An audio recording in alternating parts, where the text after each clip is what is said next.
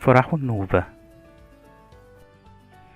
فتحت عيني في الصباح ونظرت إلى السقف إذ القبة ذات النقوش الملونة، وتذكرت أننا وصلنا للنوبة أمس من طنطا لحضور فرح ابنة عمي. انطلقت مسرعا إلى ساحة البيت فوجدته مزدحما بالنساء، وكلهن يعملن في طحن القمح والذرة لإعداد الخبز والشعرية الشهية للاحتفالات.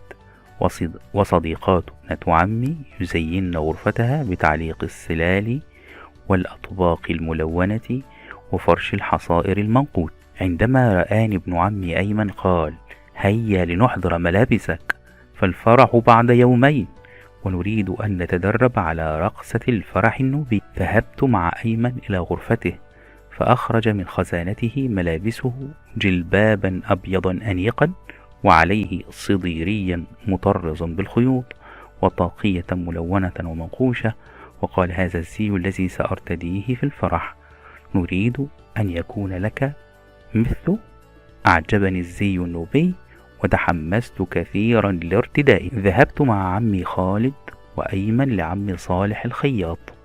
أخذ عمي صالح مقاساتي ثم نظر من فوق نظارته الكبيرة وقال: بعد أسبوع تتسلم زيك يا صالح. نظرت لعمي نظرة حزينة، وقبل أن أتكلم قال عمي: فرح ابنتي بعد يومين، وآدم يريد أن يرتدي الزي فيه، فهل ذلك ممكنا؟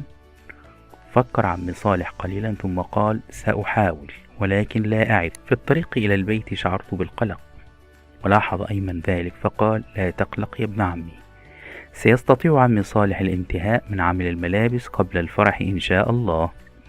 بعد يومين من التدريب على الرقص واللعب مع أيمن وباقي الصبيان جاءت ليلة الفرح، ولكن أين الزي؟ ذهبت لأسأل عمي خالد عن الأمر فقال: سنمر على عمي صالح الآن. وجدنا عمي صالح يخيط الجلباب. الزي ليس جاهزا بعد. قال عمي صالح: أنا أحاول، مر علي بعد المغرب. عدت إلى البيت حزينا، فأنا لا أريد أن أحضر الفرح بدون الزي النوبي، والفرح سيبدأ بعد قليل. فرائحة الحناء والبخور تملأ البيت، وابنة عمي تستعد وتتزين، وأمها وأمي لبستا ثوبيهما، وأبي ارتدى زيه، وعمي وجدي وأيمن إلا أنا. قبل أن نتحرك رن جرس الباب، ووجدت عمي صالح يبتسم وينظر من فوق نظارته: لقد حاولت ونجحت، زيك جاهز يا آدم. قفزت بسعادة وشكرت عمي صالح على جهده، ثم ارتديت الزي ووضعت العطر، وانطلقنا إلى بيت العريس لنحتفل بالعرس.